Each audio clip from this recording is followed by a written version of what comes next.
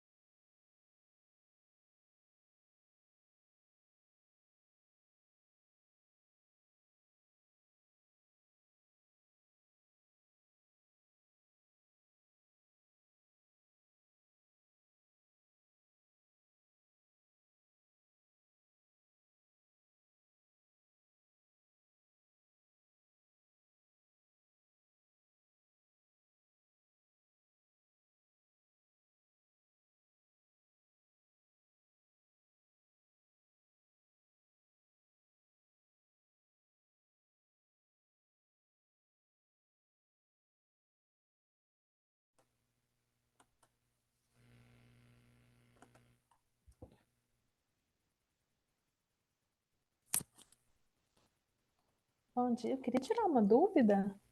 Bom dia, diga. Eu estava até na dúvida se meu estava funcionando. Na apresentação, ela vai ser uma apresentação do vídeo ou a gente vai fazer Vi. agora do É, vídeo? é, a gente faz. Tem duas opções. Eu estou esperando a líder da sessão chegar. Eu sou a moderadora, Júlia. Eu estou esperando a líder da sessão chegar, porque a gente em geral combina, mas as opções são ou 8 minutos de vídeo e depois 8 minutos de discussão para cada um dos artigos. E aí no final sobram Uhum, uns minutinhos para a gente abrir umas dúvidas gerais e tal. Ou a gente uhum. passa os 4 vídeos seguidos e aí no final sobra mais tempo e a gente faz um comentário, né, mais geral. Ah, tá. Mas se você quiser complementar alguma coisa na sua apresentação e tudo, não tem problema, tá? Porque tem esse Uhum. tempinho depois, você pode falar, não, eu quero, tal. Mas a princípio a apresentação é o vídeo. É porque eu fiz o vídeo sem o PowerPoint, eu fiz ele igual, assim, só falando do caso, né? E depois eu preparei a apresentação, achando que a gente ia ter a apresentação, mas então, porque no vídeo eu acabei falando mais do caso, né? Mas assim, da narrativa do caso e menos das notas. É, aí eu não sei como, fiquei na dúvida como que seria. Não, a princípio é o vídeo. Bom dia. Então tá, obrigada. Nada?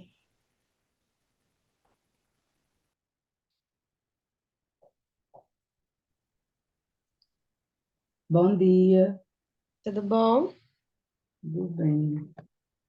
A câmera não tá. Paula, você é de qual caso? Eu sou do sexismo e discriminação Tá. das mulheres em eventos. E você, Natália? O meu caso é o da Raia Drogazil.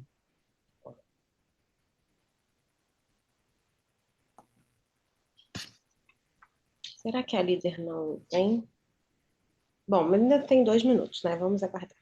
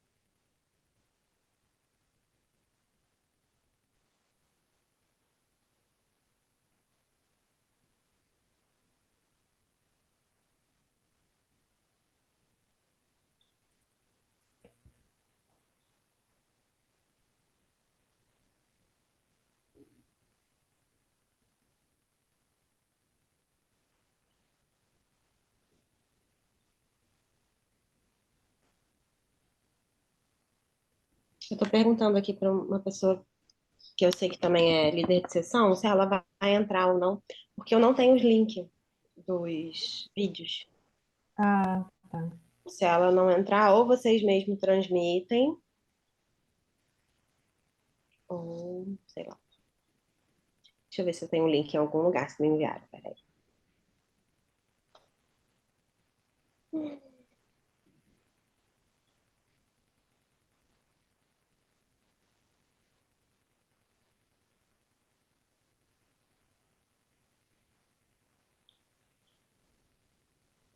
Para a gente, como participante, ele aparece naquele painel, né, da programação. Ah, será que eu tenho que entrar como participante para aparecer? Pode ser. Se aparece para você o de todo mundo? Ou só o seu? Uhum. De todo Não, de mundo? todo mundo. Tá. É. Eu coloquei aqui no chat o link para avaliação da sessão. Deixa eu ver aqui. Como é que eu transformo para participantes?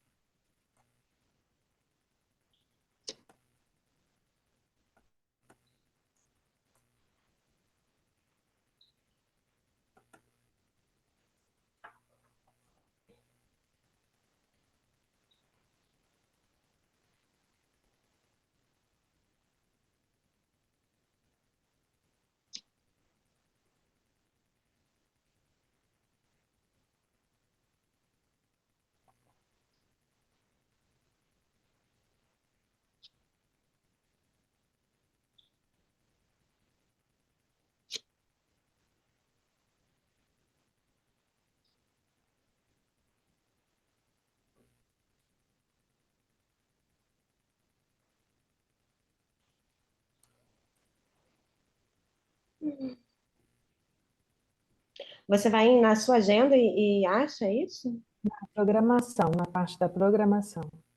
Programação.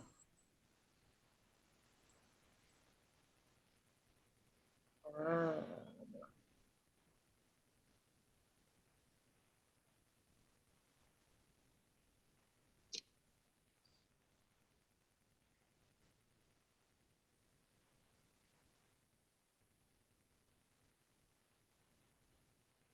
E cada dia eu descubro uma coisa nova. Ontem eu descobri os vídeos, porque eu não sabia que dava para ver.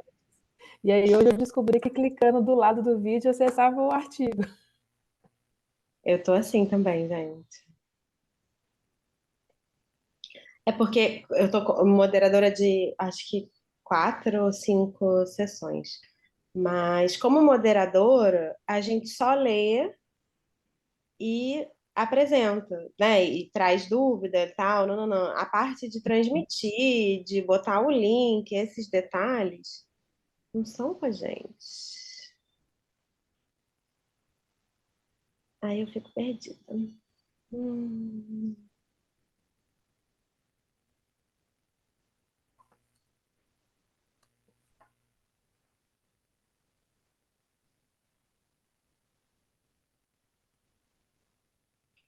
Nossa sala online 11, né? Isso. Gente, é muita coisa. É É. gigantesco o congresso, né? Eu tô impressionada. Vocês estão. Alguém tá presencial? Não. Ah, consegui. Boa.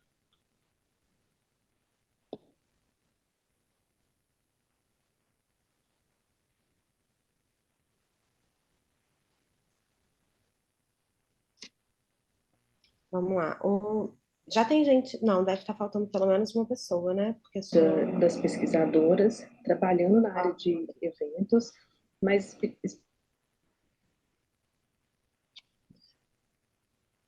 ah, Paula, eu acho que é o do primeiro, eu acho que eu acabei de ver o seu vídeo. É do primeiro artigo. Então eu vou começar a tentar transmitir. Gente, vocês me perdoem, é porque a líder da sessão não veio. Eu tô meio perdida. Eu sou a moderadora, sou Júlia. Eu vou tentar transmitir para vocês aqui. Eu estava tentando resgatar os links, mas eu acho que eu já consegui. A dinâmica é a seguinte: vamos fazer. Eu apresento o vídeo. É, Luciana é de qual caso? Tá fechado o seu microfone. Só para eu saber quem que tá faltando. Arrendamento no setor aéreo brasileiro. Tá.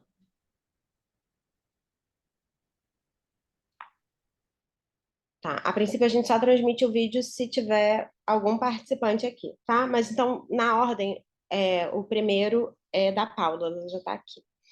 Então, vamos começar. E aí vamos fazer o seguinte: 8 minutos de vídeo. Depois a gente abre alguns minutinhos, até 8 mesmo, para discussão de cada um deles, tá? Deixa eu compartilhar, vamos ver se vai dar certo. Compartilhar com som.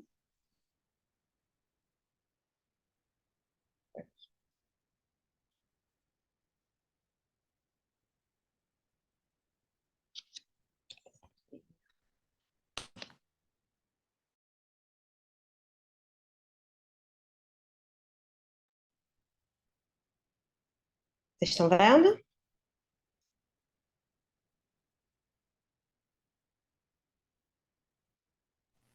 Sim, Ai, que bom. Eu vou botar para ver se vocês estão ouvindo, tá? Se o som também foi. Aí vocês me deem um ok, por favor.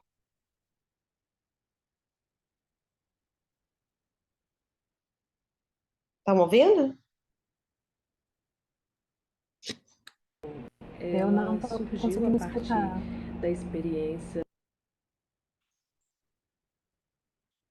Olá, esse é o caso de ensino, sexismo e Agora sim. discriminação de mulheres trabalhadoras em eventos. A ideia desse caso de ensino, ela surgiu a partir da experiência das pesquisadoras trabalhando na área de eventos, mais especificamente no que a gente chama de backstage, que são aquelas pessoas que trabalham atrás do palco, né, nos grandes eventos, como festivais, shows.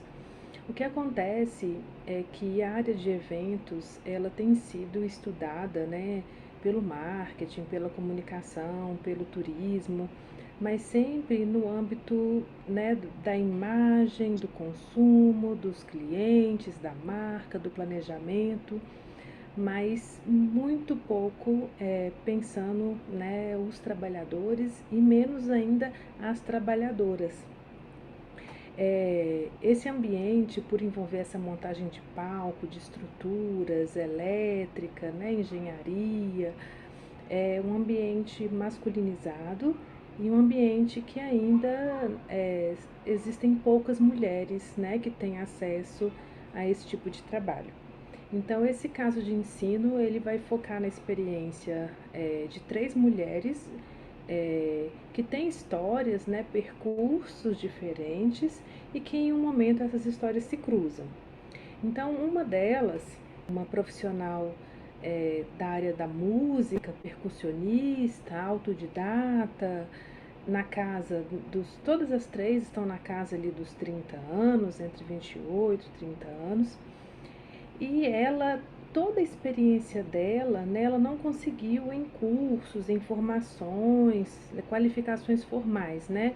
Toda essa experiência veio ou de ser autodidata ou de ter encontrado ao longo da sua vida profissional outras mulheres que em algum momento, né, a ajudaram, mostraram equipamentos, mostraram um estúdio em que ela pudesse conhecer um pouco mais.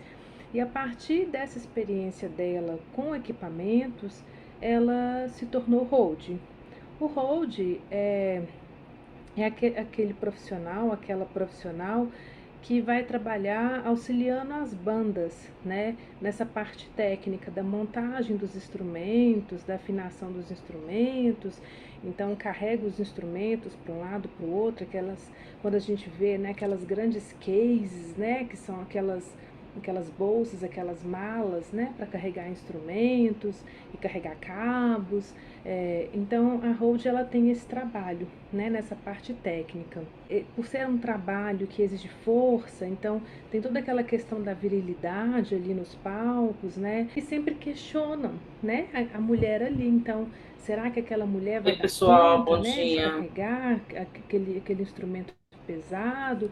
Será que aquela mulher vai saber as técnicas para utilizar corretamente aquele equipamento X ou Y? A gente tem uma outra história que é a de Lélia, né? A Lélia, ela é uma empresária formada, né, graduada em comunicação, MBA, então tem uma qualificação aí formal de nível, né, superior, pós-graduação.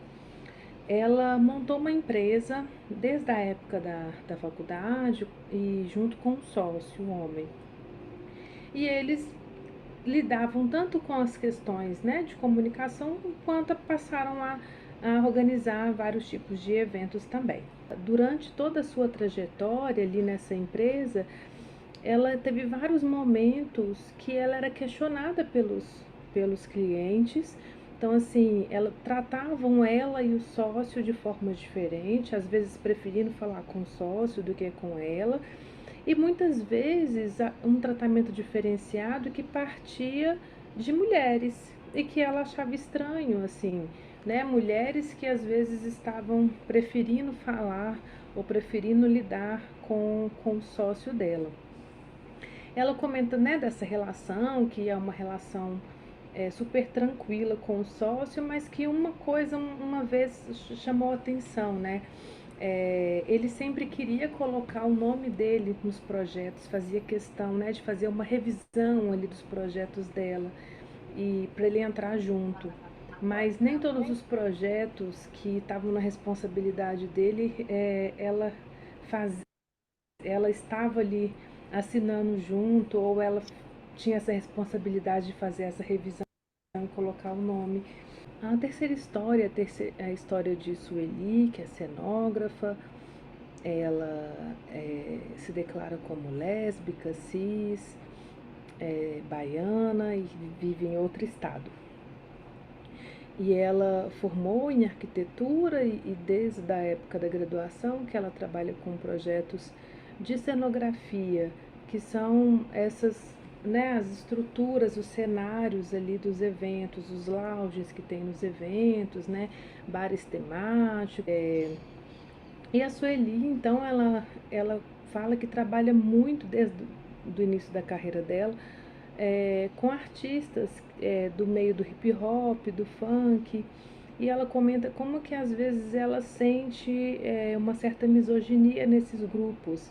E ela não fala nem pela questão que às vezes a gente pensa assim, então em relação a cantadas, né, a um certo assédio e tal, mas ela fala na questão da objetificação da mulher, de não considerar, né, a racionalidade da mulher, não considerar os tempos da mulher, não considerar que as mulheres e os homens são diferentes, então não considerar as opiniões das mulheres.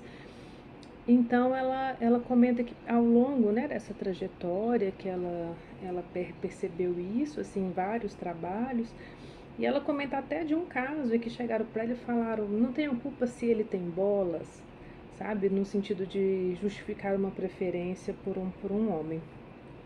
Então são três histórias que elas se cruzam quando Lélia decide organizar um evento só com mulheres. Então ela contratou várias mulheres. Então, Lélia se colocou naquela situação, né? Ela tinha feito um evento pensando nessa questão da equidade das mulheres, pensou um evento só com mulheres, né?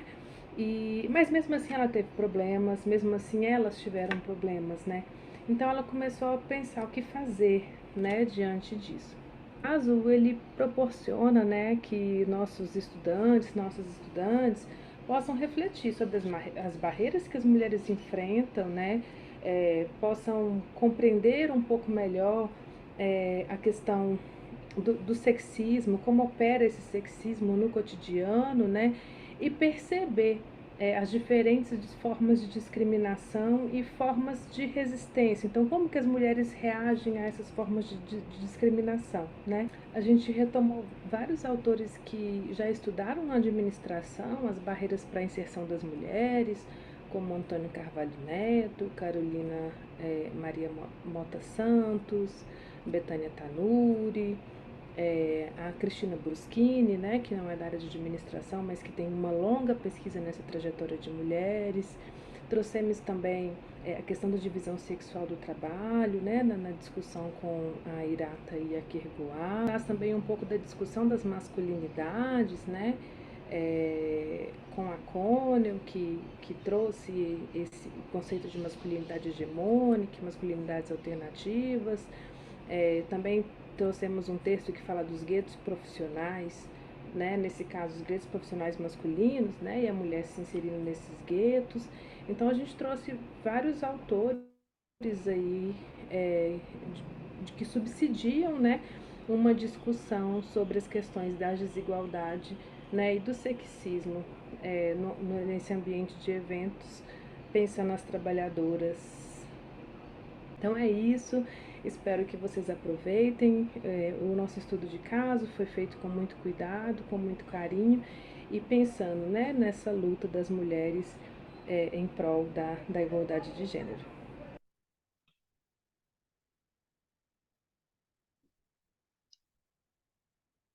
Olá. Oi, Magali, agora é que eu vi que você entrou. Oi, Lucas, tudo bem? Bem, Oi, desculpa o pequeno Júlia. atraso aí, tive um problema aqui com a minha máquina, estou até em outro computador. Tive que sair Não, tudo correndo aqui na bem. empresa e arrumar um outro computador. É, a sessão Que não bom que você entrou. aparecia aqui na minha plataforma, na minha agenda. Eita. Não, mas Pois que bom é. que você conseguiu entrar, deu certo, né? Se você quiser ir transmitindo os próximos, eu combinei da gente fazer a discussão logo depois da transmissão. Então, vamos abrir aqui 5 minutos de dúvidas, enfim, perguntas, de discussão. Primeiro, parabenizar, né, pelo caso, e aí eu vou abrir para vocês e depois eu falo. Quem quiser falar, é só abrir o microfone.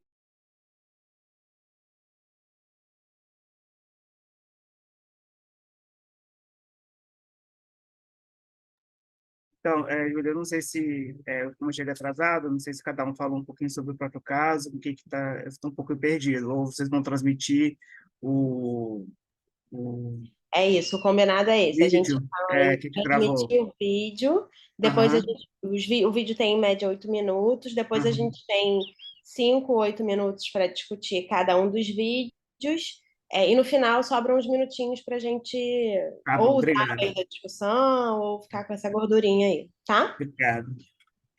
Então a gente só transmitiu um até agora. É, E aí, eu ia fazer um comentário que estávamos numa sessão só de mulheres, porque foi um vídeo sobre É, sexismo.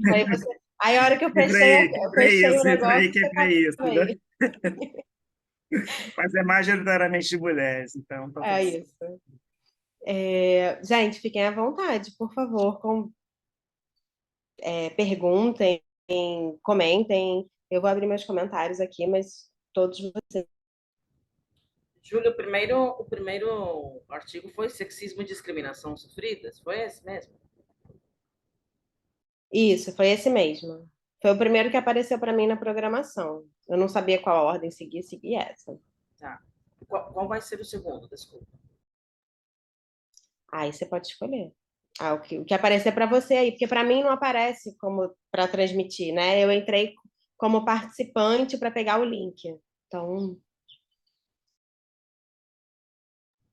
Bom, aqui, para falar a verdade, a gente começava com Raia Drogazil, né? Mas não tem problema. Aí, se alguém então vai quiser para a aqui. Raia depois. Vamos fechar os comentários desse e aí depois vai para a Raia, sem problema. Deixa eu pegar meus comentários aqui, gente. Eu queria parabenizar a Paula, né, pelo caso e pelo tema. Ainda estamos no século XXI, em pleno 2023, e a gente ainda se depara com essas situações, então acho que é um tema muito pertinente para ser discutido em qualquer curso, né, e inclusive na nossa área.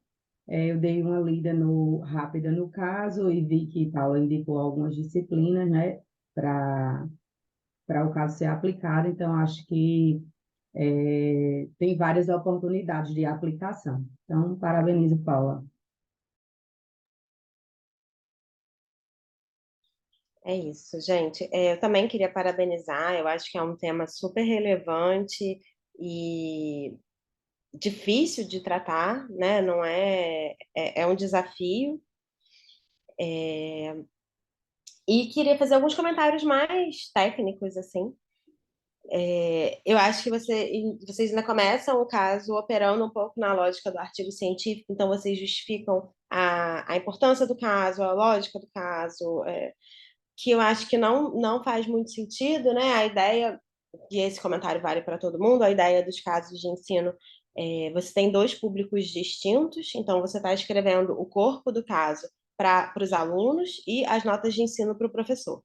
Para os alunos, o que você precisa é envolvê-los num enredo, porque esse enredo é que vai propiciar o ensino de algum conceito teórico, né? Foi um enredo que você escolheu. Pô, vários enredos são possíveis de ensinar vários conceitos. Então, você escolhe um enredo que você acha que é adequado para ensinar um conceito. Então, o que você quer, e aí eu vou falar uma coisa específica do seu caso, é que ele se coloque no lugar do protagonista. E aí eu acho que as 4 histórias, da forma como elas estão descritas, elas dificultam você se colocar no lugar, porque são 4 histórias distintas. Eu, no seu caso, escolheria uma personagem principal. Não é que você não vai deixar de contar as outras histórias, mas conta do ponto de vista dela. Conheci fulana que faz não sei o quê, ou tem a outra que eu chamei, que eu convidei, conta do ponto de vista da primeira. Convidei mais 3 mulheres para fazerem parte desse projeto comigo. Não precisa ser na primeira pessoa, né? Nem é bom ser na primeira pessoa. Eu falei convidei, mas não é muito legal. Mas, assim, aí eu esqueci o nome da principal, da primeira, na minha cabeça era a principal. Mas, sei lá, Paula. E aí, Paula vai lá e convida Cláudia para participar do não sei o quê. Cláudia tinha um histórico, e aí você volta para contar, mas coloca no ponto de vista de uma delas, porque é mais fácil você se colocar no lugar de uma delas. E essa uma tem que ser a pessoa que tem um dilema no final. Então, o dilema dela vai ser.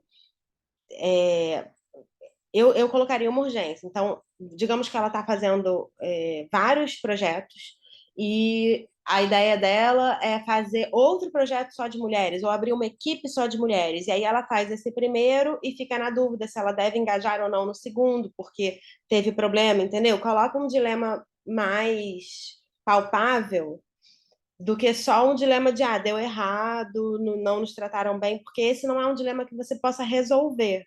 Você não tem como resolver, assim, os alunos em sala de aula, você não resolve a sociedade.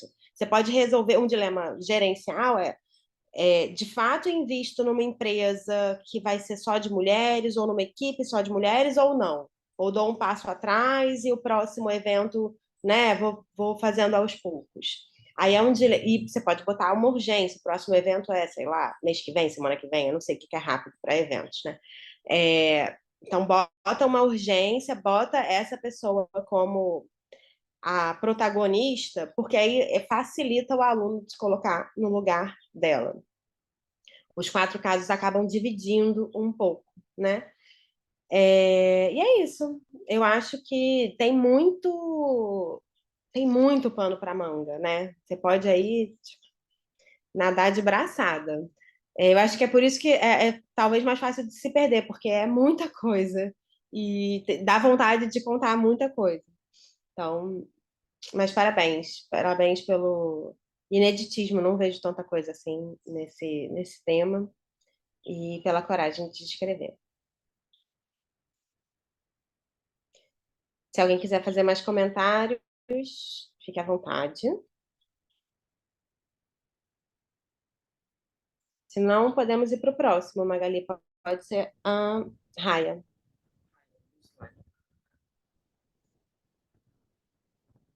Compartilhar a tela.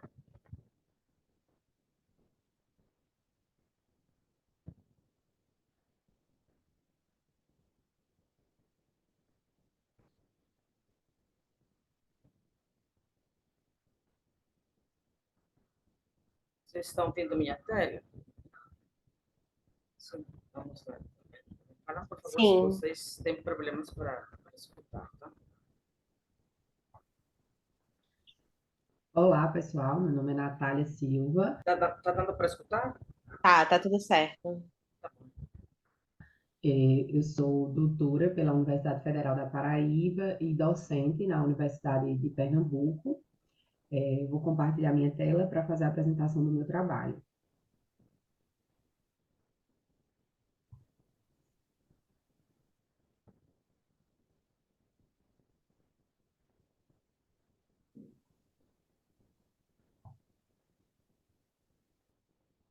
Bom, o título do trabalho é Raia Drogazil, Expansão Brasil Adentro, né? Um caso para ensino, um caso de ensino. está na seção de trabalhos dessa área e na temática de ensino e pesquisa. O caso, ele aborda a estratégia de expansão adotada pela nova empresa, Raia Drogasil, né, que veio advinda da fusão entre a droga Raia e a Drogasil, e traz as implicações financeiras dessa estratégia.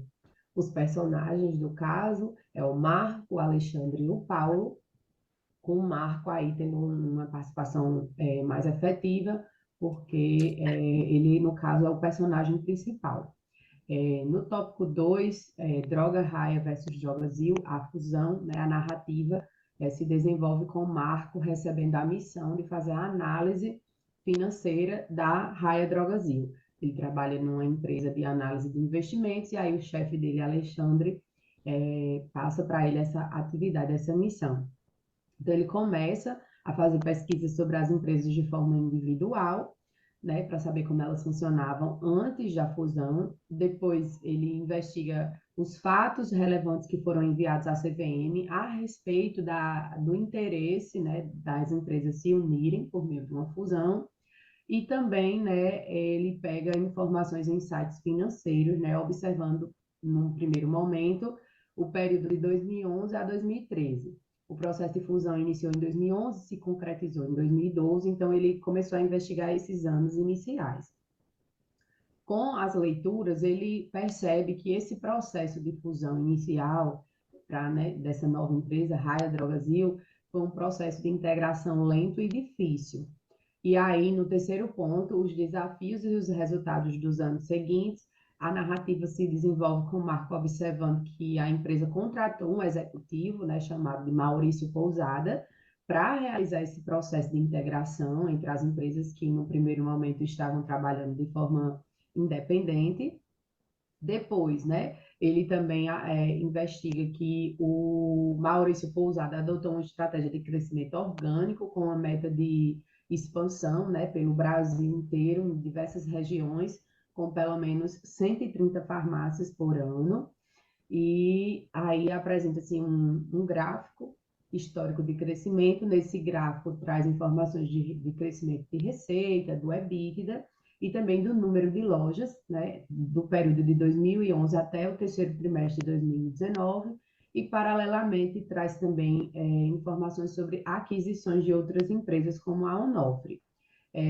Essa figura foi retirada do release de resultados de 2019. O quarto tópico do caso se chama a preparação do relatório. A narrativa se desenvolve com o Marco iniciando o relatório da empresa, e aí ele decide pegar informações de mais alguns anos, de 2015 a 2019, essas informações referentes a balanço patrimonial, demonstração de resultado do exercício e as cotações de fechamento. E aí, com o avançar da hora, ele percebe que não vai conseguir concluir, né, calcular os indicadores financeiros e concluir a análise. E aí ele, para encerrar o caso, ele encerra o caso com a reflexão, com o Marco, né, refletindo e convidando o leitor a refletir também se o processo de fusão, as estratégias adotadas, né, pela empresa e os resultados financeiros obtidos fizeram dessa fusão um processo bem sucedido. E aí fica essa pergunta, né, reflexiva no final do caso. Partindo para as notas de ensino, né, apresenta-se os objetivos didáticos e pedagógicos. O primeiro é fazer a apresentação, né, dessa estratégia de fusão que algumas empresas adotam, né, e aí algumas nuances da estratégia, como sinergias, cultura, clima, gestão, integração. Um outro objetivo é apresentar conteúdos relacionados a indicadores econômicos financeiros, partindo de um caso real, né? Um terceiro objetivo seria demonstrar de uma forma prática, né, como realizar uma análise financeira. E um quarto objetivo também é apresentar alternativas de ensino aos docentes que busquem aproximar teoria e prática. Como fonte de dados, né, as principais fontes de dados para a construção do caso foram sites, né, os sites das empresas de forma individual e depois da empresa unificada, sites financeiros como o Investim.com, Fundamentos, e sites de notícias, né, como o Globo, a Exame. Em relação à sugestão para a aplicação do caso, né, foi sugerido, com base em Silva e Bandeira de Mello, duas possibilidades, duas formatações, uma para uma aula de 2 horas, então um debate mais curto, e uma aula de 4 horas, um debate mais longo, mas também deixando aí livre para os docentes, né, fazerem da forma que acharem mais adequado. Em relação às questões para serem discutidas com os alunos, foram sugeridas 4 questões. Uma primeira, de calcular os indicadores financeiros de rentabilidade, endividamento e mercado. A segunda, né, de fazer uma análise do ponto de vista da estratégia adotada, enfatizando o crescimento, sinergia e integração.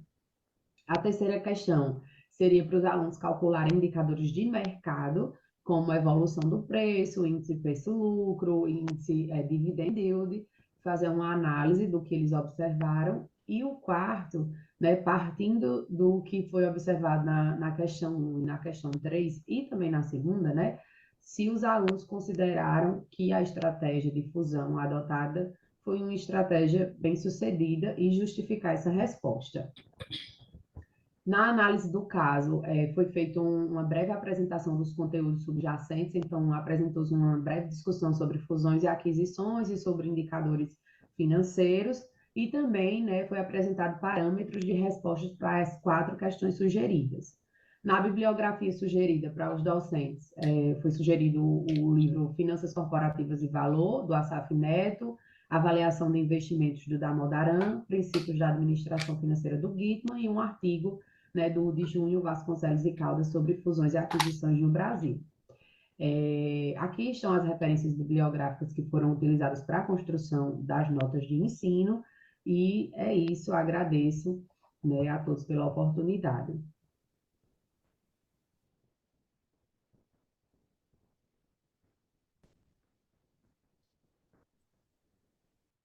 Parabéns pelo caso. Vou abrir, vou fazer que nem sempre. Eu vou abrir para vocês os comentários, fiquem à vontade para falar.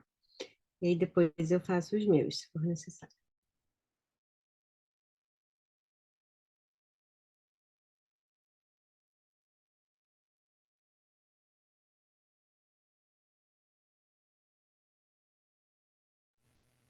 Então, deixa eu começar aqui.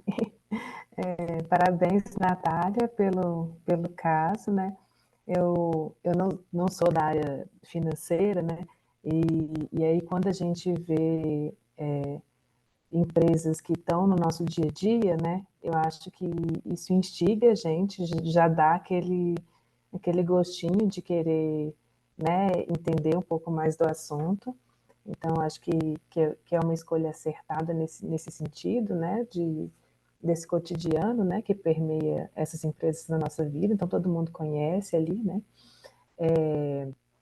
E aí eu vi duas coisas, assim, uma que eu achei interessante você ter colocado nas notas de ensino, que depois eu fiquei pensando, gente, é mesmo, a quantidade de horas das aulas, então, assim, se são para aulas de 2 horas ou para aulas de 4 horas, né, e que é uma coisa que eu acho que pode orientar muito o professor quando ele for aplicar, dele pensar, não, né, a minha carga horária é de 2 horas, então se eu quiser aplicar esse caso, eu vou precisar de 2 aulas, ou não, minha carga horária é de 4, eu consigo aplicar o caso, né, numa aula só. Então achei interessante ter colocado isso, que foi uma coisa que eu não tinha pensado antes, sabe? Então acho que isso para o professor é bem legal. E aí uma coisa que eu fiquei assim só em dúvida, porque na primeira parte, no primeiro objetivo, né, você colocou um pouco sobre a questão de cultura, de clima, e nas questões, como objetivo do caso, né? E depois nas questões elas focam muito na parte dos indicadores, né, e tal. E aí eu fiquei sem saber, assim, se primeiro a narrativa daria suporte para essa discussão, né, dessa influência de cultura, de clima, né, nesse processo, e se, né, a narrativa do caso trouxer essas informações, acho que valeria, né, colocar uma questão específica sobre isso, né, porque como ficou nos objetivos, aí eu acho que né, mereceria, né, esse tópico, assim, né? E me chamou a atenção porque, assim, no início da minha carreira eu estudava cultura, então foi uma coisa que, na hora que eu vi ali, eu falei, gente, é uma coisa em comum, assim, né? É lógico que cada um vai para onde, né, te chama mais atenção, mas era isso mesmo a minha contribuição. Parabéns. Obrigada, Paula. Na narrativa, eu escrevi algumas coisas que aconteceram no processo de fusão, que é natural quando duas empresas se integram. São as dificuldades, né?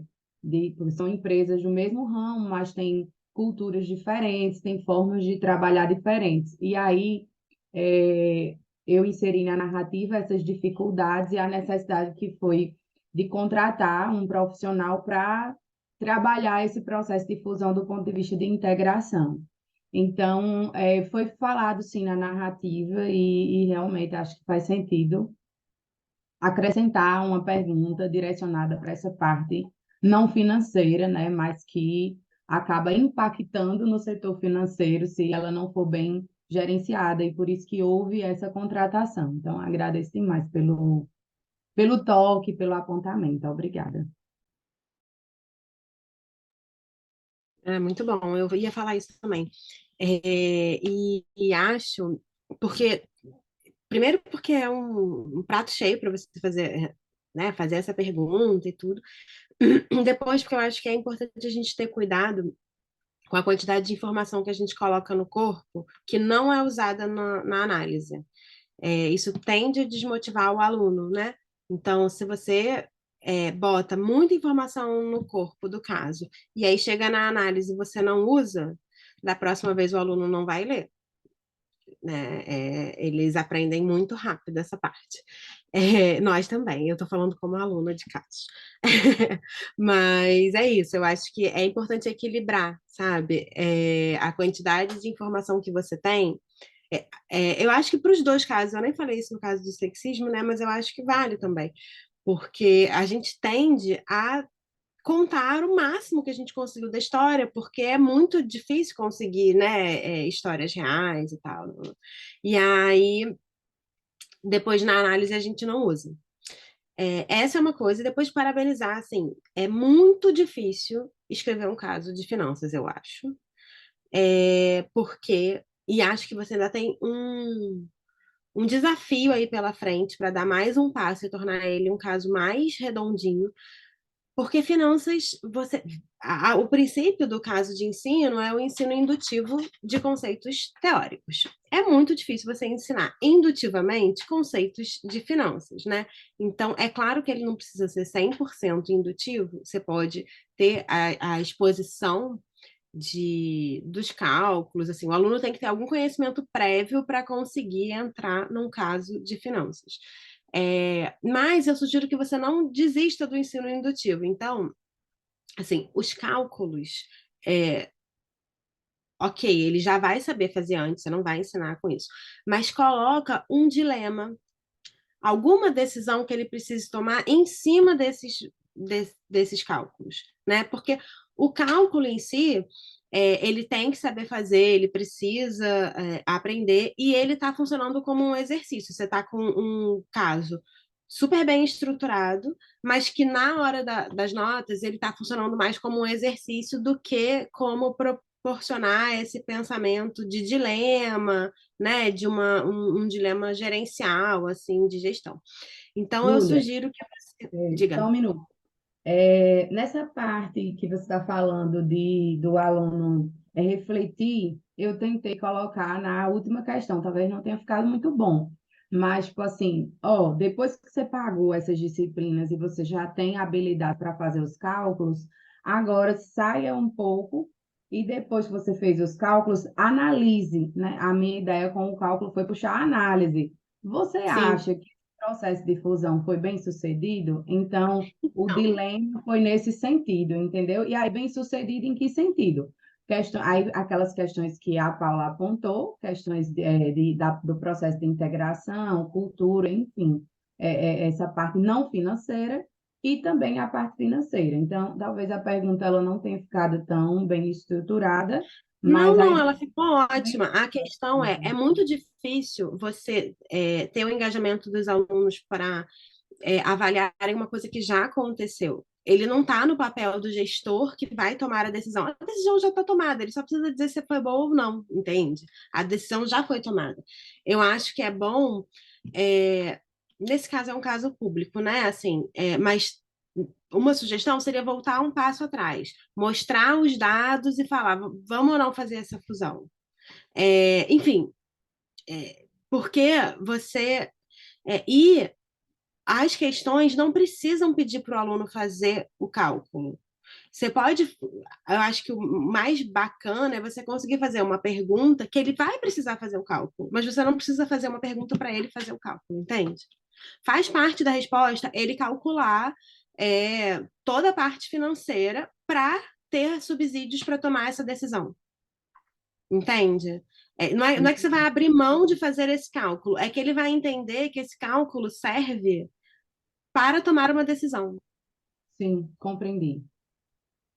Eu acho que essa é a questão. Na prática, não muda a aplicação. Ele vai chegar na sala, ele vai fazer o cálculo, a preparação dele vai ser fazer o cálculo, mas ele vai estar com o norte de gestor. Eu preciso tomar uma decisão. O que que eu vou fazer antes, entendeu?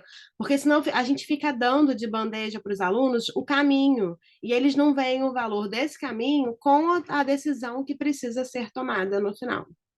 Entende? Perfeito, É obrigada. um desafio, tá? Eu fiz o meu mestrado inteiro com o método do caso, e assim, os de finanças sempre foram um desafio, tanto para o aluno quanto para o professor aplicar, porque vai muito para um exercício bem estruturado, né? Mas eu acho que vale. Assim, eu acho que você tem dados o suficiente para tentar bancar esse desafio. Então, trabalhar melhor o dilema e ajustar as notas para isso, tá? Mas parabéns. Obrigada, Júlia. Mais algum comentário? Então, vamos para o próximo. Eu não sei qual é o próximo, Magali, vê aí na sua ordem qual é o próximo. Que eu tenho, que é arrendamento no setor aéreo brasileiro. Uma discussão considerando as duas maiores companhias brasileiras. Esse é da Luciana, né? Beleza, vai lá. Fernandes Luciano, isso mesmo, e Isso. Rodrigues Adriano. Vamos lá? Beleza. Podemos compartilhar esse mesmo? Sim, pode ir.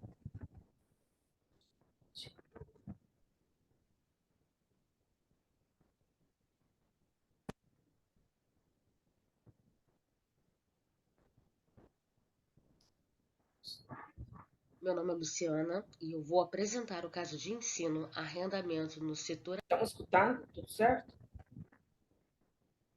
aéreo brasileiro. Uma discussão considerando as duas maiores companhias brasileiras. Os autores desse caso de ensino são Luciana Leite Fernandes, aluna do Programa de Pós-Graduação em Ciências Contábeis da UFRJ, e Adriano Rodrigues, professor doutor do Programa de Pós-Graduação em Ciências Contábeis da UFRJ. Na introdução, foi informado que o transporte aéreo requer uma alta mobilização de capital. Nesse cenário, o leasing de aeronaves surgiu como uma importante fonte de capital, permitindo à empresa centrar esforços em sua atividade fim. Em 2008, metade da frota de aeronaves comerciais em atividade no mundo eram arrendadas. Cabe ressaltar que, a partir de 2019, as empresas do setor aéreo tiveram que se adaptar para reconhecer as suas operações no balanço como um ativo de direito de uso e passivo de arrendamento. Bem, para elaborar o caso, foi criada a seguinte situação hipotética. Um diretor financeiro de uma empresa de arrendamento de aeronaves convocou reunião com o contador para analisar as demonstrações financeiras da empresa Azul S.A. e Gol Linhas Aéreas Inteligentes S.A., referentes ao exercício de 2021, com base no CPC 06-R2, que trata de arrendamentos. O objetivo desse caso de ensino é promover a discussão dos conceitos e a aplicação prática do conteúdo do CPC 06R2. Nesse caso, é possível identificar aspectos de reconhecimento, mensuração, apresentação e divulgação dos arrendamentos. E como fontes e métodos de coleta, foram utilizados dados reais com trechos extraídos das demonstrações financeiras das companhias aéreas Azul S.A. e Gol Linhas Aéreas Inteligentes S.A. na aba de Relações com os investidores, referentes ao exercício de 2021. O público-alvo são os alunos de graduação e pós-graduação em Ciências Contábeis e Administração. Em relação às disciplinas sugeridas, podemos citar contabilidade financeira, contabilidade societária e contabilidade avançada em aulas relacionadas ao CPC 06R2 Arrendamentos, e em aulas que envolvam a avaliação do efeito que os arrendamentos possuem sobre a posição financeira, desempenho financeiro e os fluxos de caixa da entidade. Bem, para promover a discussão sobre reconhecimento, mensuração, apresentação e divulgação dos arrendamentos, foram elaboradas 6 questões. Na primeira questão, o aluno deve considerar que a companhia procedeu de acordo com o CPC 06R2 ao aplicar o pronunciamento a todos os arrendamentos, incluindo arrendamentos de ativos de direito de uso em subarrendamento. Além disso, deve informar os procedimentos contábeis adotados pela empresa durante o subarrendamento. Na segunda questão, para responder essa questão, o aluno deve considerar que a companhia aprovou o plano de substituição das aeronaves. Sendo assim, antes de celebrar o contrato de subarrendamento, a companhia teve que verificar a redução na capacidade da aeronave em gerar benefício econômico. Além disso, ele deve informar as premissas adotadas. Em relação à terceira questão, o aluno deve considerar o item 5 do referido CPC, que trata de isenção de reconhecimento, e ele pode ocorrer caso em 2 situações, de curto prazo e quando o ativo subjacente é de baixo valor. O aluno deve identificar o tipo de isenção de reconhecimento adotado no caso. Em relação à quarta questão, para respondê-la, o aluno deve considerar itens 22, 26, 36 e 38 do CPC 06R2, que tratam de reconhecimento e mensuração do ativo de direito de uso e passivo de arrendamento. E além disso, ele deve lembrar que após a segunda revisão do CPC 06, os passivos de arrendamento passaram a ser reconhecidos no balanço patrimonial e nos resultados financeiros, impactando o resultado das empresas arrendatárias. Em relação à quinta questão, o aluno deve considerar o item 47 do CPC, que trata de arrendamentos. Esse item 47 trata de apresentação no balanço patrimonial. Em relação ao item 5, trata de isenção de reconhecimento. E quanto à sexta questão, para respondê-la, o aluno deve considerar os itens 12, B32 e B33A do CPC 06R2, que trata de separação dos componentes dos contratos.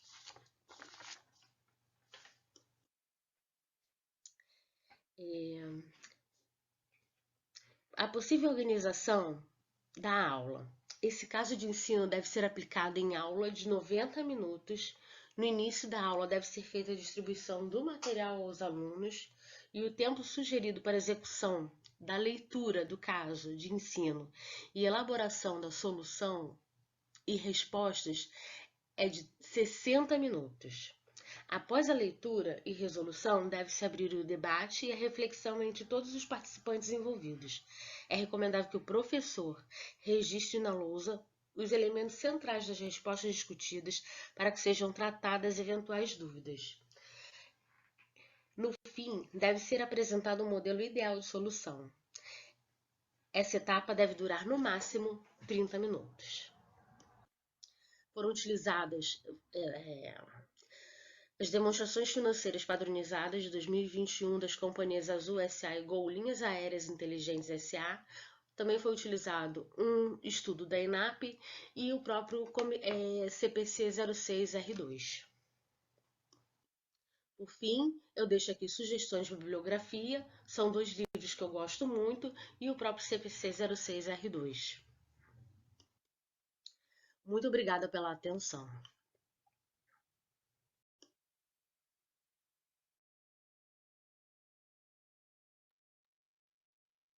Bom, parabéns pelo caso. Temos 2 casos de finanças. E vou abrir para comentários, depois eu comento. Posso fazer uma observação? Claro. Esse é o primeiro trabalho que eu submeti a um congresso. E aí, assim, é muito desafiador, né? Depois eu até tenho que fazer algumas observações e gostaria de verificar, porque eu coloquei que eu extraí trechos, né, da demonstração financeira real e também a parte do contexto operacional. Claro que eu também tirei dessa demonstração financeira. Então, não sei se é possível depois acrescentar essa informação, caso venha a ser publicado, enfim. Eu acho que para o Congresso você não mexe mais, mas para você, você pode submeter para alguma revista, alguma coisa assim, né? E aí você pode, enfim, mexer tudo. Mas para o Congresso eu acho que não tem essa rodada. Uhum. E É, quando isso, Rede- e quando isso acontece, vocês entram em contato com a gente recebe algum e-mail com alguma observação ou não? Quando o que acontece? Por exemplo, tem a oportunidade de estar publicando em outro local, que tenha o fast track, né? Ou não? Não, eu acho que quem foi indicado para o Fast Track já foi. Tá. Você pode pegar, a Magali vai falar, levantou a mão, mas você pode retirar não, né? Você pega o seu manuscrito, melhora ele com os comentários que você recebeu, tanto por escrito quanto aqui na sessão, e você mesmo submete, tá? Eu acho que o Fast Track quem foi já sabe. Magali talvez tenha Tá. informações mais quentes. Só uma observação, desculpa, né? Apesar de ser líder de sessão. Fim de setembro, eu apresentei um trabalho meu no congresso aí na PAD, em São Paulo, né? Veteriana Mackenzie. E era um artigo que estava parcialmente aprovado numa revista internacional. Aí o que aconteceu? Eu não achei nada de ruim, mas eu estive pesquisando com colegas pesquisadores sêniores e eles me falaram que eu não podia fazer isso. Até porque ou você publica em anais de congresso ou você publica em revista. Só para deixar claro isso, né? Para você não arriscar, porque já aconteceu um caso de autoplágio. Então, a pessoa teve que retirar o trabalho dos 2 lugares onde tinha enviado. É só para uma observação adicional. O mesmo manuscrito você não pode. Você pode, vou incorporar alterações e tudo. Mas dependendo da porcentagem, você pode dar autoplágio, sim.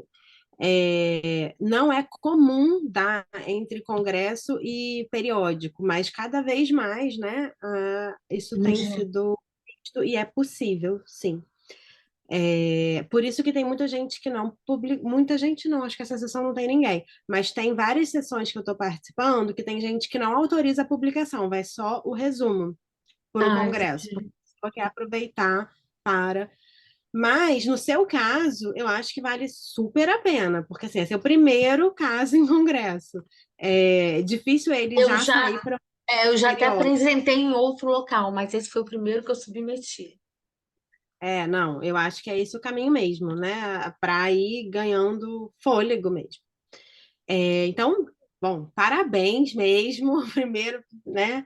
Essa é uma coisa muito interessante, assim, de ver como tem crescido as submissões para casos de ensino, sabe? Eu fico muito feliz, assim, eu adoro esse método. Escrevo casos de ensino, aprendi com casos de ensino e uso casos de ensino em sala de aula. E eu acho muito generoso, porque ao invés da lógica do artigo, né, que você escreve, publica, você está contribuindo com a ciência e tal, mas o caso de ensino você está contribuindo com os colegas para darem aula, né? Você está produzindo material para os seus colegas darem aula, e eu acho isso muito bacana. Então, parabéns pela submissão. Eu acho que você tem exatamente o mesmo desafio da Natália. Temos um caso de ensino de exercício. Ó, uma das formas de você ver se o seu caso de ensino, se o caso de ensino, a princípio, ele prevê o ensino indutivo. Uma das formas de você ver se está ou não é se ele tem resposta certa. Se existe uma resposta certa, já tem, acende o seu alerta, porque não é para ter resposta certa. Não é que não existe uma conta certa para ser feita, não é nada disso, mas é que isso não pode ser o seu dilema. A sua pergunta não pode ser qual é a resposta certa, porque aí é um exercício. Então, você tem esse desafio. Além disso, você tem um desafio também de sair dessa lógica de artigo, de tentar justificar se é importante ou não, né? É isso, você não precisa justificar a relevância do seu caso para o aluno que está lendo. Ele está lendo, o professor falou para ele, lê esse caso aqui e a gente vai usar. Ele não precisa saber a relevância do seu caso. Você pode até botar alguma coisa sobre relevância no resumo do seu caso, porque o professor que vai escolher o seu caso, ele vai escolher baseado no resumo, né? Ele vai olhar aquele resumo e vai falar: trabalha a teoria que eu quero, trabalha os temas que eu preciso, é de um assunto que me interessa. E aí, o próximo é da padaria, não é? Palatos. Então, assim, eu sou formada em gastronomia e tenho mestrado e doutorado em administração. Então, assim, eu adoro caso que vem pelo tema de gastronomia, porque eu dou aula para gastronomia, dou aula de gestão para gastronomia, então eu gosto de pegar coisas contextualizadas. Então, é importante estar no resumo o setor, a empresa, a teoria que você está trabalhando, né? Isso sim, porque é assim que o professor vai escolher. Então, como é que eu escolheria casos de vocês? Eu ia abrir a plataforma e olhar os resumos e ir escolhendo ou não. O corpo do caso é o material que você produz para o aluno. Ele não vai escolher. O início ali do corpo do caso, isso vale para todo mundo. A introdução, ela tem que ser rápida. Introdução ou abertura, eu gosto do termo abertura. Ela tem que ser rápida, 2, 3 parágrafos no máximo, e ela tem que ali apresentar o setor, o ano que se passa, né, o momento que está, o protagonista, a empresa e o dilema. Então, essas 5 coisas têm que estar ali. E o estilo de escrever é narrativo, gente, literatura. Assim, volta para a infância, bota ali, sei lá, o nome de um protagonista, né? Paula, que eu já usei você como exemplo. A Paula estava ali tomando um café quando pensou: será que eu devo manter? Pode usar recurso. O sol estava nascendo e ela tinha virado a noite em claro. Não precisa ser real essa parte. Você usa recursos narrativos para envolver o aluno. O que que você quer naquela parte? Envolver o aluno no resto do caso. Por que que o dilema precisa aparecer ali no início? Porque depois dessa parte, você vai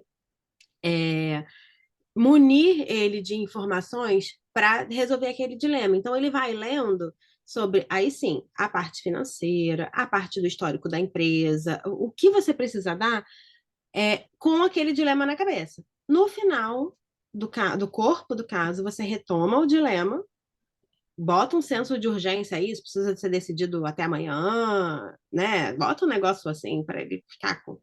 E, e fecha. É isso que o aluno precisa ver.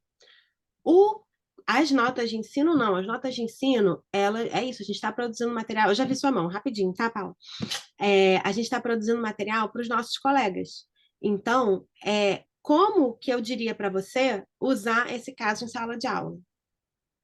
Né? Então, eu ia falar, Luciana, eu tenho esse caso aqui que eu acho que funciona para essa sua disciplina. Você vai usar ele dessa forma. Quando você perguntar isso, eu suponho que seus alunos vão fazer essa conta aqui, esse demonstrativo financeiro que eles vão acessar. E aí, com isso, eu vou amarrando o que eu previ quando eu escrevi o caso, e aí você vai para a sala de aula e vê se concretiza e organiza sua própria nota de ensino, né? Cada vez que você aplica o caso, você vai avançando, professor, você vai avançando na nota de ensino, assim, né? Ela nunca sai exatamente como previsto. Mas a nota de ensino é isso, é eu dizendo para um colega como que eu pensei naquela historinha funcionando para ensinar aquilo. Paula. É que eu estou fazendo anotações aqui para aproveitar. Aí você falou 5 coisas da introdução, eu perdi uma. Eu coloquei setor, ano, protagonista. Setor, ano, empresa, dilema, protagonista. Protagonista, eu gosto de apresentar todos Obrigada. os personagens, porque às vezes você começa. O caso costuma ser longo, o aluno costuma ler rápido, né? Então, no meio do nada aparece uma outra pessoa e o aluno fica, meu Deus, de onde surgiu essa pessoa? Então, se você vai usar. Eu gosto da dinâmica de usar dois personagens, para um conversar com o outro, cada um gosta de um lado do dilema e tal. Não, não, não. Então, eu apresento isso no início. Já quem é quem. Obrigada. Nada. É isso, mas parabéns demais, assim, por escrever um caso também difícil pra caramba. Eu li e falei, meu Deus do céu, como eu não sei nada. É, e é isso, é um exercício mesmo. Tá Obrigada. aberto aí, se quiser fazer Obrigada. algum comentário. Nada. Senão vamos para. Esqueci o nome da padaria. Palatos. É isso. Vamos para o seguinte, então, que é o seguinte é futuro tradição, os dilemas da Palatos diante dos modelos de Dark Kitchen e Marketplace. E os autores são Baesso Lucas e Romani Dias Marcelo.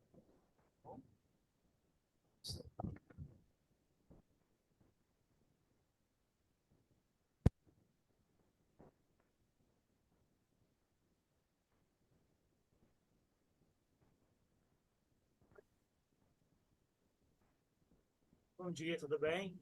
Meu nome é Lucas Baesso, eu sou aluno do programa de mestrado em Administração e Desenvolvimento Empresarial da Universidade de Estácio de Sá, e hoje eu vim aqui apresentar para vocês o caso de ensino elaborado por mim, em parceria com o Dr. Marcelo Romano Dias, professor do programa de pós-graduação em Administração da Universidade Positivo. Esse caso de ensino trata-se do futuro de uma tradicional rede de padarias da cidade de Barra Mansa, a rede Palatos. Essa rede possui uma estrutura modernizada e organizada e ela é referência em atendimento e inovação na região, tanto por sua localização estratégica quanto por seu mix de produto que é muito diversificado. Essa rede vem crescendo ao longo dos anos, se expandindo. Hoje ela tem 3 lojas relativamente próximas entre si e compartilha a mesma central de produção. Quando o Covid-19 surgiu, a rede se viu diante de um grande desafio, porque ela perdeu a principal fonte de faturamento, que era o consumo presencial. E a sua maior fonte de vantagem competitiva, que era a localização, foi erodida. Então, a empresa se forçou, né, foi obrigada a introduzir emergencialmente o serviço de delivery. Tá? Esse serviço de delivery foi inicialmente introduzido de forma muito ad hoc e foi sendo estruturado aos poucos. Hoje, essa operação de delivery ela corresponde a 20% do faturamento total da firma. Só que entrar nesse mercado de delivery evidencia algumas fragilidades da empresa, tá? Alguns problemas de comunicação interna, na logística, porque hoje esse delivery funciona no mesmo lugar do que a loja física, então acaba confundindo um pouco as operações e tendo algumas questões de problemas de visão do trabalho, tá? Então, esse sucesso do delivery acaba impactando o bom andamento da principal loja da rede, que é a loja matriz, que é onde fica essa operação de delivery hoje. E Flávio, o empreendedor dono da Palatos, ele tem sentimentos negativos quanto a inserir a empresa nos marketplace delivery, porque ele relata ter altas taxas são cobradas pelo iFood e a dependência que a empresa fica do marketplace quanto vitrine, né? Porque hoje, se você não está no marketplace, você não faz muitas entregas. E, além disso, a clientela tradicional ainda resiste, né, em pedir via marketplace por se tratar de mensagem de interior. Tá? Então, o primeiro dilema que se coloca diante da expansão da operação de delivery da Palatos é se Flávio deve acreditar ou não que essa operação possa ser expandida por meio de uma dark kitchen, ou seja, que ela possa ser separada da operação de loja em um outro local, tá? Só que para isso o Flávio vai ter que alocar, fazer investimentos, alocar recursos financeiros e também vai ter que dividir, né, as suas atenções entre a operação física e a operação de delivery, pois elas vão sair em locais separados. Tá? Eu coloquei aqui na figura 2 alguns prós e contras que foram relatados ao longo da construção do caso, tá? Que são esses prós e contras que os alunos vão ter que lidar na hora de considerar sobre o dilema 1. E também, no caso, ele tem um segundo dilema, que é aderir ou não aos marketplaces enquanto principal, né, ou única estratégia de aquisição de pedidos. Tá? E se, por um lado, aderir aos marketplaces traz uma vitrine maior para o delivery da Palácio, traz maior eficiência, por outro lado, também, você perde flexibilidade e autonomia para gerir o seu próprio serviço de delivery. Nas notas de ensino, a gente preparou o plano em 4 fases. Uma fase individual e de preparação, onde é recomendada uma literatura para os alunos já virem preparados para tecerem consideração sobre o caso. Chegando em sala, sugere-se que os alunos sejam divididos em pequenos grupos, onde cada grupo vai tentar trazer soluções para esses 2 dilemas, que vão ser levadas a plenário, onde o professor vai organizar essas sugestões em tópicos e vai finalizar o caso fazendo uma análise VRIO e da matriz GUT, que eu vou apresentar a seguir. Tá? Também são sugeridas algumas discussões para discussão, algumas questões para discussão, que estão aqui abaixo. Então, os dilemas da Palatos envolvem a tomada de decisão estratégica dentro de uma lógica empreendedora, ou seja, dentro de uma empresa de uma empresa de porte ainda pequeno, onde as decisões são centralizadas na figura do Flávio. Tá? Então, o papel do aluno vai ser apontar ao Flávio os possíveis caminhos estratégicos para Palatos. Esses elementos que os alunos apontarem podem ser traduzidos em termos de recursos e capacidades, o que torna possível aplicar o modelo frio para ajudar na resolução do caso. Como aqui nesse exemplo preparado por nós, tá? Onde na figura 4 a gente tem um frio supondo um cenário de investimento em dark kitchen para expandir o delivery, e na figura 5 um frio supondo o cenário de marketplaces como único canal de aquisição. Tá? Então, a gente repara que analisar pelo frio vai mostrar que todos os possíveis caminhos permitem explorar conjuntos diferentes de recursos que podem trazer cenários competitivos bastante diversos para Palatos. Então, o modelo frio, embora ele permita identificar o nível de vantagem competitiva derivado da exploração de um determinado recurso ou de um conjunto deles, não consegue estabelecer a priorização ou ações para explorar esses recursos. Então, para resolver os dilemas, a gente tem que ter em mente que nem todo recurso possui o mesmo peso para o sucesso do negócio. É preciso que a gente consiga priorizar, né, entre tais recursos ou ações, quais devem ser realizadas primeiro e quais possuem maior impacto sobre o sucesso da empresa. Como caminho, o caso sugere, nas notas de ensino, a aplicação da matriz GUT, tá? A partir para todos aqueles recursos, né, aqueles prós e contras traduzidos em recursos, que não gerem vantagem competitiva sustentável, porque todos os outros podem ser encarados como problemas ou ações de melhoria que podem ser tomadas pela empresa. Então, os resultados da matriz Gucci mostram que resolver o dilema 2 é prioritário para a empresa, visto que seus possíveis problemas possuem, em geral, proporções maiores, né? No caso da análise realizada por nós nas notas de ensino. Tá claro que não existe um caminho único possível para resolver esse caso. Tá? E também é possível perceber que alguns dos problemas derivados da escolha pelo investimento no Dark Kitchen podem possuir grande impacto sobre as operações da firma. Então, os dilemas apresentados aqui se referem a tópicos atuais e relevantes para o setor de alimentação fora do ar, e implicam em trade-offs para tomar de decisão. Então, eles chamam a dilemas. Tá? O caso é relevante porque traz luz sobre escolhas estratégicas em uma pequena empresa, cujo negócio é tradicional e maduro, mas que está diante de dilemas contemporâneos e reais de inovação para poder seguir crescendo no seu futuro.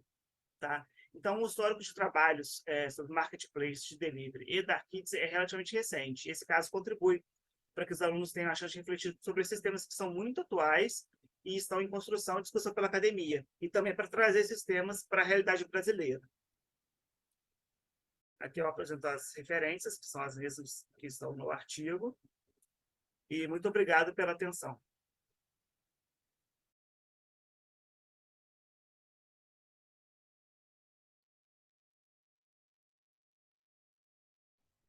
Bom, vamos lá. Parabéns pelo caso.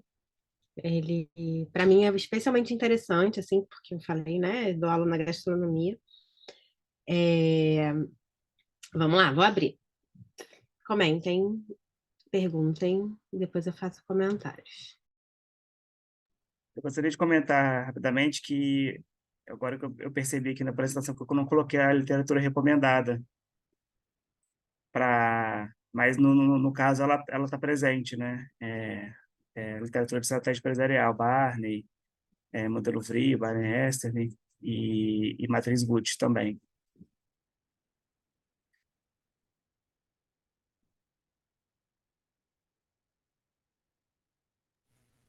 Posso só fazer um comentário?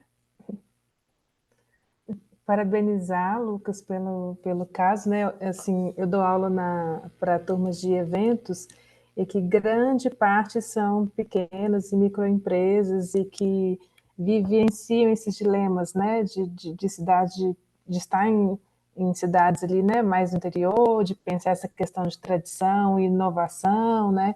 Então, acho que o seu dilema ele ficou muito evidente, assim, né? O dilema.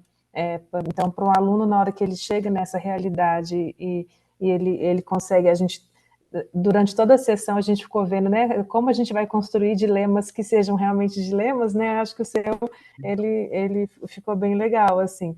E aí, no meu caso, né, eu também tinha sugerido a matriz Gucci para elencar assim, possíveis soluções de problemas e fazer a priorização.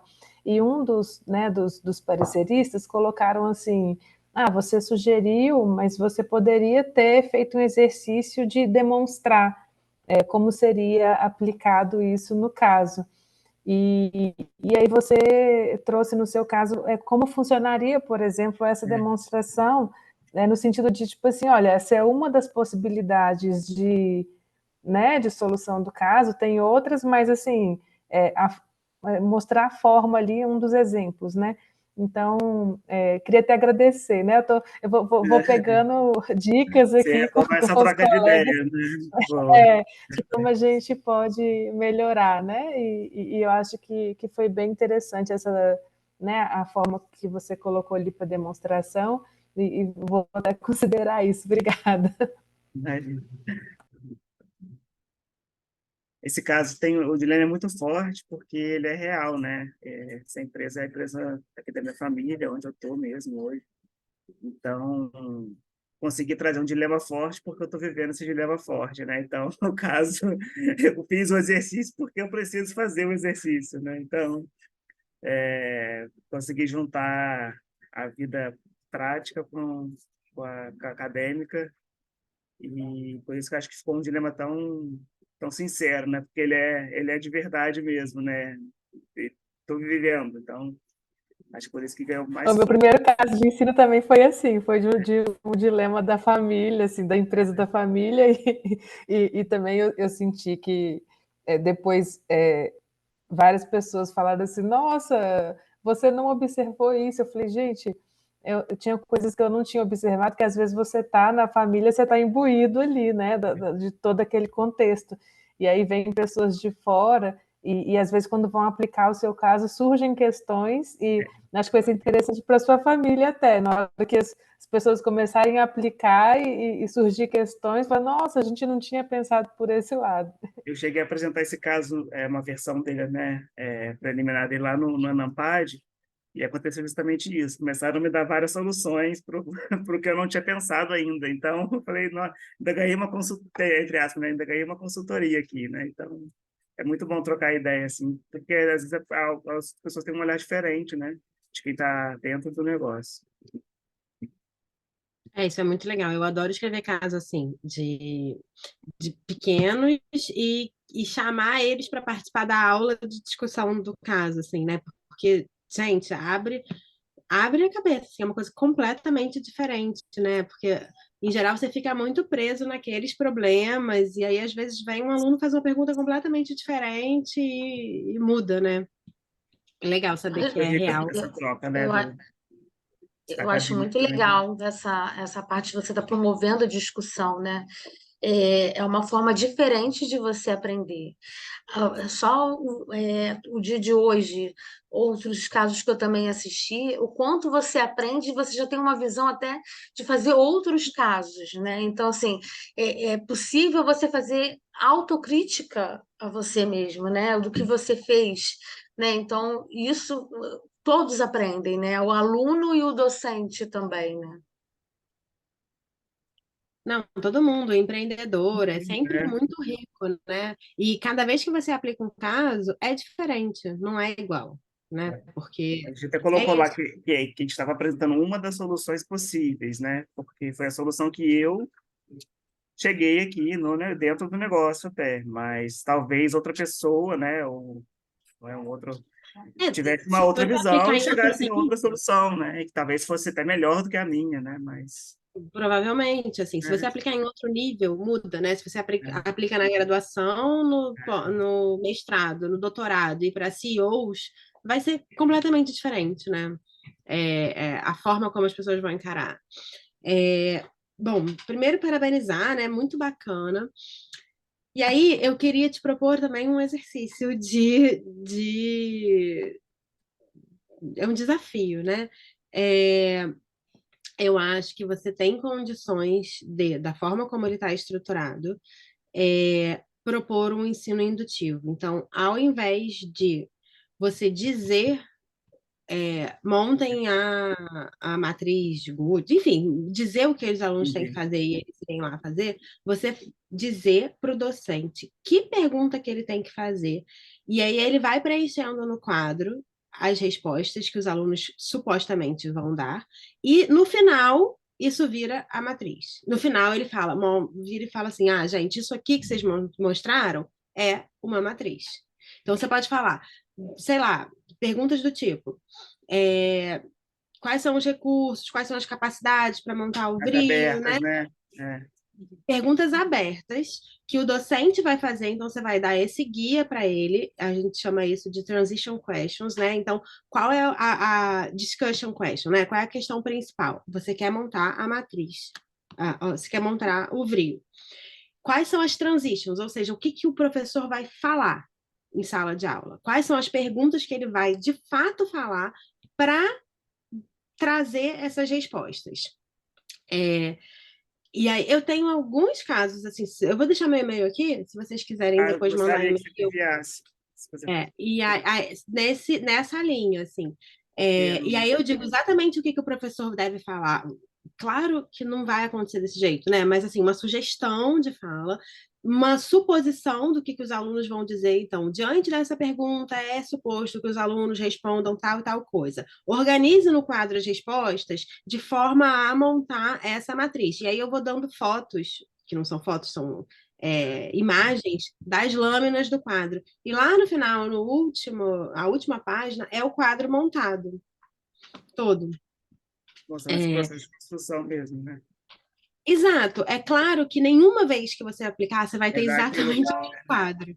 Mas você encoraja o professor que nunca aplicou um caso a aplicar, porque você dá ali um caminho das pedras, e você proporciona de fato esse ensino indutivo, né? Você não precisa, você pode até alinhar a leitura de alguma coisa sobre Vrio e Gucci antes de contato com o caso, mas dependendo do nível, você nem precisa. Você pode fazer completamente, porque Isso os alunos vão responder. É intuitivo responder isso, né? Eu acho que você está nesse eu ponto. ganharia muito com essa abordagem.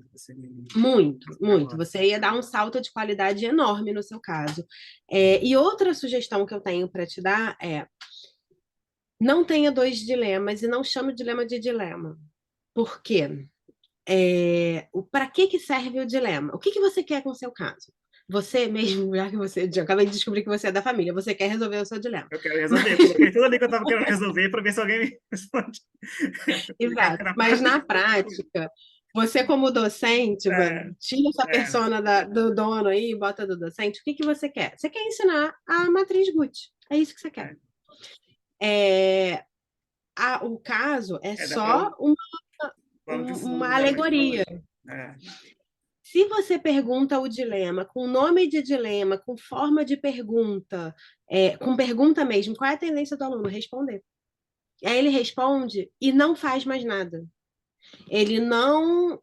A preparação prévia dele em casa, ele não vai se dar o trabalho de pensar quais são os recursos, quais são as capacidades, quais são não sei o quê, porque ele vai responder: tem que abrir ou não o outro? Sim, tem. Baseado em quê? Nas vozes da minha cabeça. Se você não pergunta, a tendência dele é analisar mais o caso do que. Então, se você dá. A gente tem que ter um dilema, mas não com nome de dilema e nem em forma de pergunta. Eu acho que isso tende a desorientar os alunos mais do que orientar, entendeu? Entendi. E se puder um dilema. dar esse caso que você citou seu, para eu ter um contato com esse método, eu te agradeço. Eu tenho dois que estão bem assim com quadro. Tem um em português e um em inglês publicados.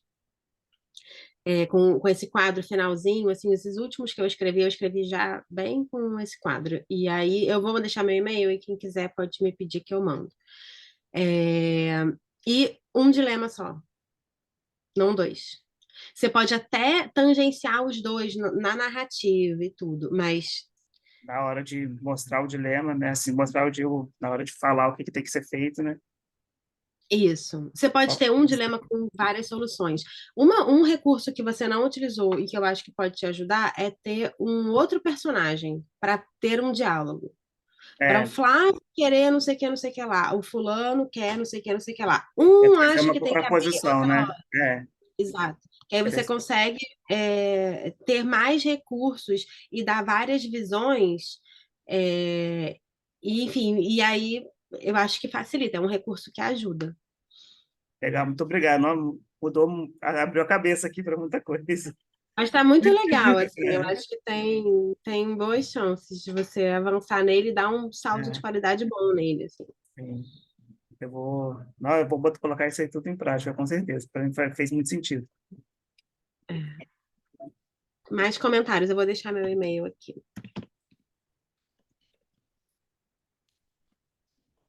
Fiquem à vontade, gente.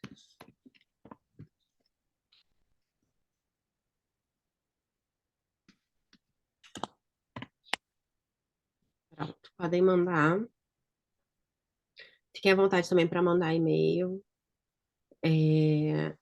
A Magali já colocou aqui, né, o link da avaliação que vocês têm que fazer da sessão. Vou colocar de novo, só para ficar no final. E é isso. Um prazer ter vocês aqui. Tô muito feliz que está muito cheio, gente. Muito cheio de caso. Interessante mais um caso. Esse também foi o primeiro, não foi o primeiro que eu apresentei, porque eu já apresentei uma versão dele preliminar no Enampad, né? Mas é o primeiro caso que eu trabalhei, né? Assim, eu estou construindo ele, né?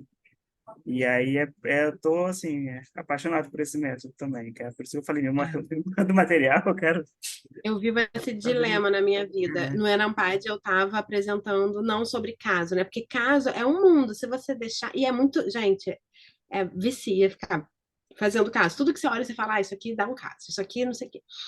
E aí, se duvidar, você tem material para todos os congressos, né? E aí, no Enampad eu estava apresentando o resultado do meu doutorado. Não fui para caso, não fui a uma sessão de caso. Ah, E aqui no SEMEAD. eu apresentei até na mesma sala que a professora Ariane, lá da Edu. Do COPEAD. Legal, ela e o Eduardo, deve ser, né? Fazendo. Sobre energia solar. Eu Muito estudei legal. com o Eduardo. Muito A Ariane legal foi meu também. professor. É, Júlia, posso tirar só uma dúvida? Claro.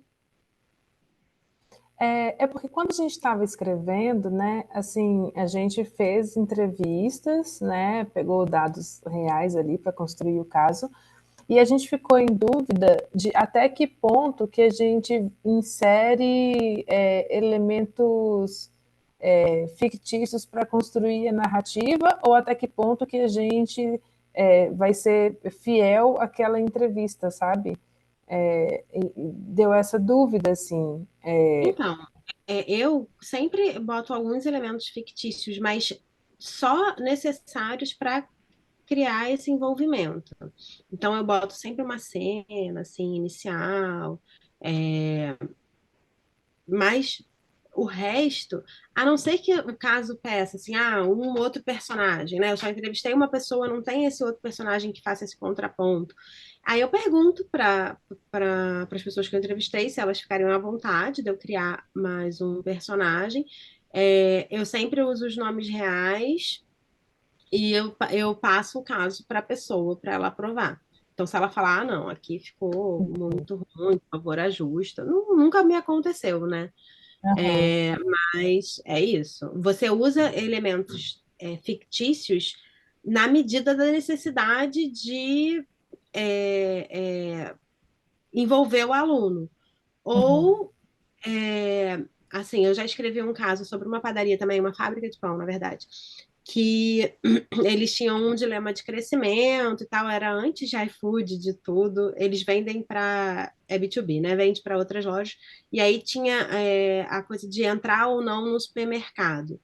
Aí eu criei um supermercado, eu nomeei um supermercado. Não era esse o dilema de fato, era uma coisa meio nebulosa, mas eu valorizei esse dilema. Aí quando ele olhou, ele falou: não é bem assim, mas tudo bem. Tipo, tá? Uhum. Eu dei mais É luz para porque eu, por essa. exemplo, nesse caso, tipo, eu coloquei as 3 histórias, né, das personagens que vieram das entrevistas, e eu fiquei nessa dúvida como que eu ia juntar essas histórias. E aí eu peguei a história de uma quarta personagem que também tinha dado entrevista, e assim, e coloquei elas como personagens, mas de uma história que realmente aconteceu.